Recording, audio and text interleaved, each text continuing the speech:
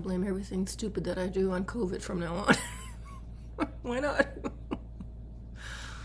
I do a lot of stupid things.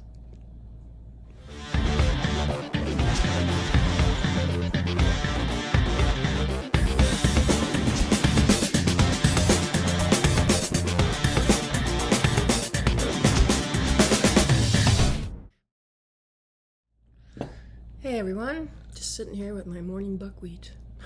I don't eat it every morning, but a few times a week, generally. I'm just making a little video to give you a little update, because I haven't really filmed anything too much lately, but still coughing from COVID, can you believe it? A month later, I got off the plane on the 9th of May, 3 days later, started having symptoms. I mean, it's not like it was. I don't cough all night long. Sometimes I don't cough at all, but it happens, and now it happens mostly at night. But yeah, still coughing. It's like my lungs are still trying to clear out the farthest regions of whatever it was that attacked them. Hear that? That's what I'm saying. It is morning, but I am eating, so that is contributing to that sound. But yeah, no, my voice it's kind of coming back, but it's still really phlegmy, and I have a show coming up on the 24th, which is a private show. So I'm just hoping, my voice is good by then. Wow. I'm sure any of you have gone through this. You know what I'm talking about. It takes a long time to get your voice sounding normal again. I feel good. Took a while to get my energy back as well. Because, you know me, I'm a worker. I can work all day long, physically hard, doing things around my farm and just go at it. But there have been a lot of days leading up where I just, just thought, oh, I don't really have the energy to do this, but I'm feeling pretty good now. The weather's finally nice again. We've been having so much rain. We've been fence building, me with Jake and his best friend Jesse, who thankfully is also big and strong like Jake. So the three of us have been building new fencing, which is quite a job, but it's been fun. We've had I don't know if they'd say it was fun, but I thought it was fun. I didn't take any video of the fence building that we did those 3 days, just getting the fence posts in. We put in about 50 fence posts. I rented a machine, and oh my God, it runs off joysticks. It's like this thing that's on kind of like tank tracks with big arms that come out and hold the auger. And oh my God, that thing is so sensitive that I was on the machine, it was bucking and rearing like a big horse. I mean, it was crazy. I was laughing. I think the guys are just standing there around looking at me like, Mom, you're crazy. And they wanted to try it, so finally I said, you would try it. So they got on there and they realized, yeah, this is not easy, but after a while I got the hang of it. Not to say I didn't have a few of those moments throughout the whole thing, because I did, but my job was I put the posts, I dug the holes with the machine while the guys did the heavy work of lifting the big, heavy fence posts and putting the dirt back in. So it was funny. I don't have any video as proof, but trust me, it was funny.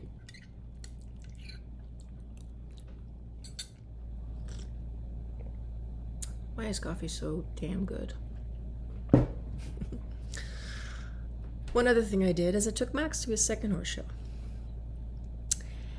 The good news is we actually got another qualifying score, so we now have what we need to go to regionals. So I don't technically have to go to any other horse shows before regionals. The bad news is I would have had my personal best score.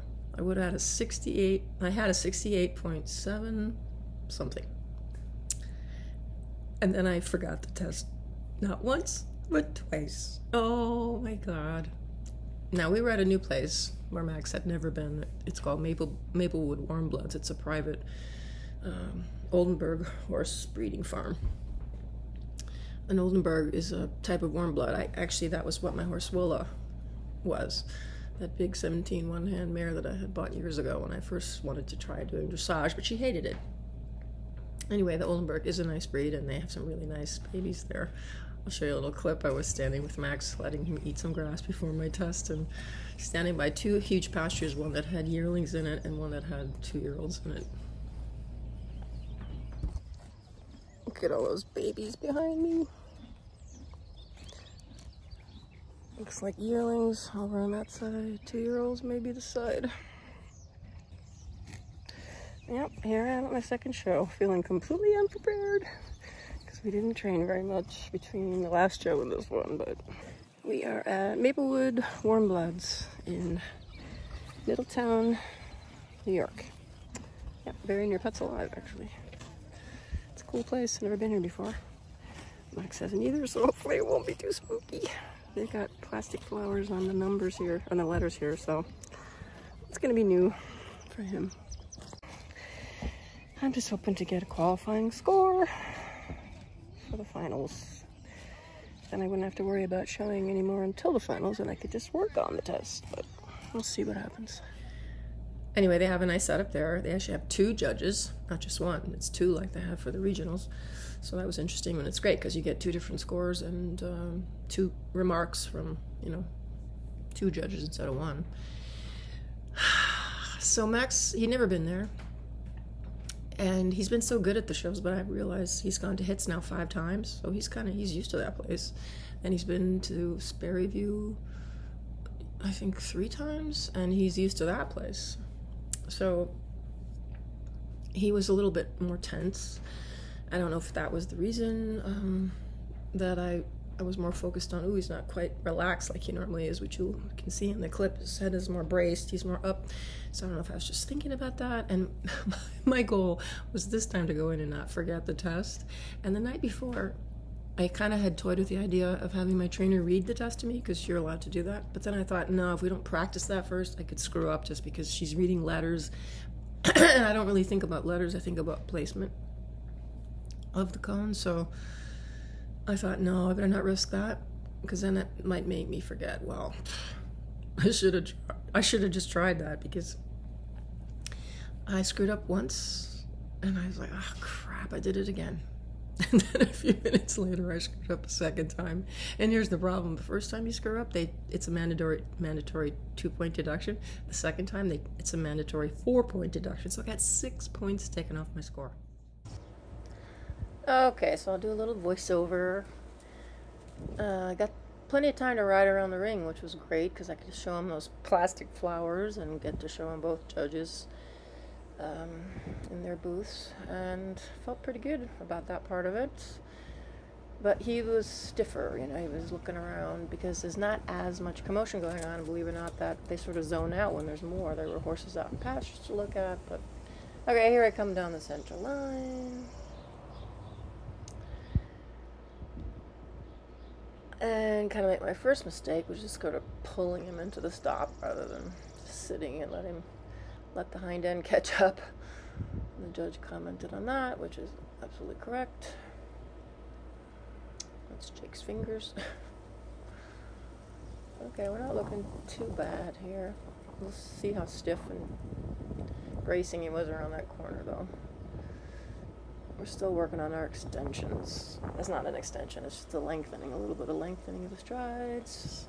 Sometimes he does it fairly well, sometimes not. That first one wasn't that great.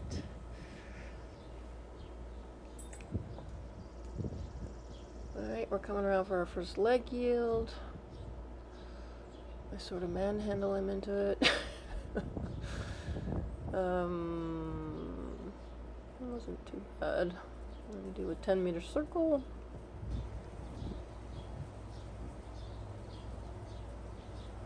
He's not really as through and around as he should be. Coming around for the, see, there he braces again. Every time in that corner, always it comes up. Now we're doing a leg wheel to the left, and his butt's trailing behind. His body's supposed to be straight. But we haven't done this very much, so. Another 10-meter circle.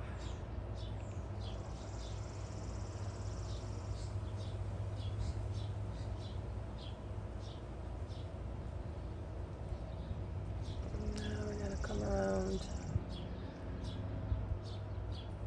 to E and do a 20-meter stretchy trot.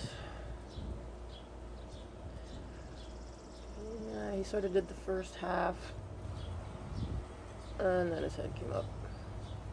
Does he so well at home. Of course, I'm doing a lot more to make him, and you don't want to show like you're doing all that during the test, but So first half was good, second half wasn't good.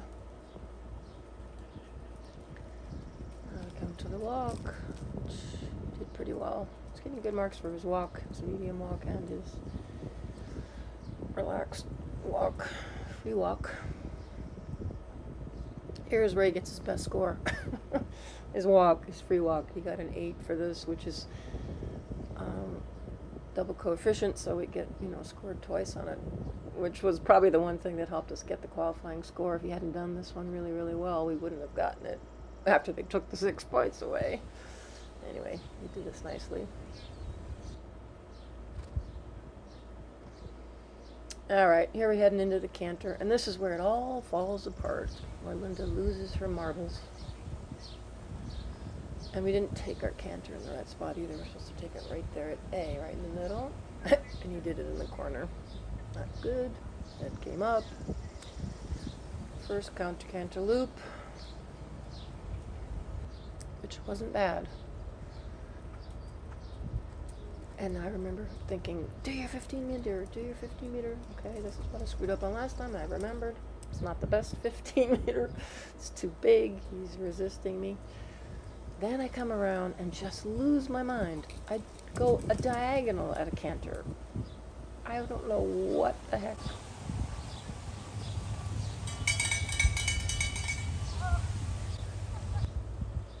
But I'm thinking, crap, you did it again, you idiot.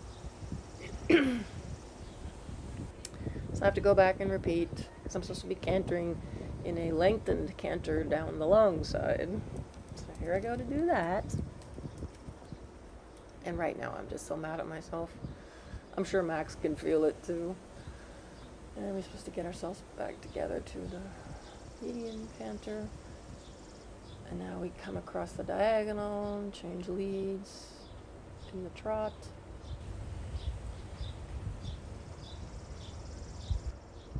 Not terrible. Now we do the next canter loop.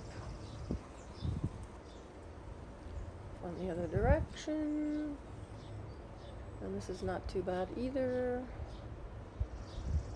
And then I go and lose my mind again and forget the 15-meter loop yet again. And all I can do is laugh. It's funny when you're so mad at yourself and you're laughing at the same time. It's like, ugh, like I couldn't even believe what I had done.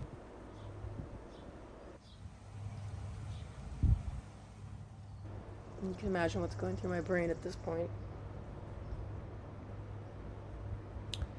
Now I have to come down and do another lengthened canter. And everything is just so rushed and stressed, and I was mad at myself. I'm back to trot here, and then we're supposed to do a lengthening trot, which he did. It's kind of just running. It's not really lengthened, but I was tense and stiff at this point. And what a relief to just come down the center line, because I just wanted to get the hell out of that ring. And here we come for a final stop. And he puts one right foot out too far. And I would have had a personal best, and I might have even won the class. So stupid. But the good news is I still managed to get a 62 point something, and that's what you need, 62. You need 2 scores of 62 from 2 different judges in order to qualify for the regionals. It's not a very high qualifying thing, it seems, but I couldn't believe it. So I have another show coming up on this was on the 18th that I did this one. I have another one coming up at Hits again next weekend, so I think I might have Courtney Reed, but I gotta practice, and I haven't. And the thing is, I haven't been able to practice. My ring has been so wet that I haven't been able to use it, and I gave my blades to the piece of equipment I used to work up the ring to Courtney's husband David, because he's gonna flip them around because the sand over a year had just worn them down to nubs, and they're flippable, so you can start on a new blade. And I haven't had them back yet. Hopefully getting them back today, although today I have a lesson over at the over in the indoor. So I haven't ridden him even since the last show. And this one's coming up in about a week. But hey, it doesn't really matter. I can just go up there and have fun. Don't have to worry about trying to qualify. I just want to worry about getting through the damn test without forgetting it. You know what I'm blaming it on? COVID. Don't they get you? Doesn't it give you COVID brain? Well, I clearly have COVID brain on top of a senior moment. There you go. Yep. In fact, I think I'm just going to blame everything stupid that I do on COVID from now on. Why not? I do a lot of stupid things. I've actually gotten a lot done lately. I do my own yard. I do my own gardening. I do everything myself, as you know. That's why I'm building a fence. Anything I can do myself, I do. Lots of projects I've gotten done, and one of them is just to try to focus on my backyard, my yard in general again, because for a few years there, when I didn't have Max, and Eddie had gone through that laminitis stretch, and I couldn't really ride him. I was focused on other things, so I had time. And I did flower beds, and I made the yard look as nice as possible. And then ever since I got Max, and I really just been focused on the riding, it takes so much time and energy that I just basically let the yard go. I was mowing and weed whacking, but I wasn't, my flower beds disappeared, and I really just did the bare minimum, just the big pots, by my front door, and that's about it. So now I'm on a mission to reclaim my backyard and turn it into what I really would love. I love that English garden look with lots of deep beds that are perennials, and they're all mixed in, and it just, looks so cozy and inviting and cool, and my backyard is really perfect for it. So that's what I've been trying to work on. I had to go to Agway to buy feed, and that's when I saw, the plants. I thought, oh yeah, let's get some. And then you bring them home and you realize, crap. There's my word again. I can't plant these until I make the beds. Yeah. If you've made flower beds in clay soil, it's a lot of work. You have to dig up the dirt. You have to take off the top turf. You have to dig it all up. You have to pull out all the weeds and roots and rocks and get it all nice, and then really you need to add some better soil to it to lighten it and fix it and make it livable for the expensive plants that you're buying. That's backbreaking. I spent one entire day. That's what I did in one day, if you want to know. When Linda really goes to town, what I do, I get up in the morning. The first thing I got to do is feed my dogs. Then I go down to the barn and I feed the horses. And then I clean the barn. Then I come back to the house and I feed myself. Usually I have my second cup of coffee then. And then it was mowing time, so I got on my big mower. Thank you again, Kristen and Sandy, for helping me find that original mower deck, because without it, life would be sheer hell. I mowed my entire property, house property and horse property. And then I weed whacked. I weed whacked everything, every fence post, all around the buildings. Then, when that was done, I started digging up flower beds. And I pretty much did that for the rest of the day. Digging up flower beds, putting in the shrubs I had bought, putting down the mulch, the entire day. Well, the difference is I have to realize I'm 61 years old, because when I'm fresh and I haven't done anything, I can go just like I was 20. But the next day, I'm 95. I was so sore. My back and all these muscles in my neck. I couldn't turn my head right or left very far without pain. And oh my God, I was worn out for the next couple of days. And I was given a wonderful gift by one of my students who's since become a friend. You know her. She wrote the song that I recorded. Her name is April Donnelly. Well, apparently she had two of these. I don't know what you call them. I'm forgetting the name of them now, but it's this big, heavy gun-like machine that has a big round massage ball that just pounds really hard. All you have to do is hold it there, and it is so great because it really, I can actually give myself a really effective deep massage in these muscles, which is where I always get it with that thing. It saved my life. So April, it was a very extravagant gift, but thank you so much. By the way, look at my hand. You see all the blisters and scratches and cuts. And this is after some healing. This is some deep puncture wounds that I got. You can't see it anymore. There used to be a big blister here. There's a blister there, cut there. Yeah, and I'm getting brown as a farmer girl again.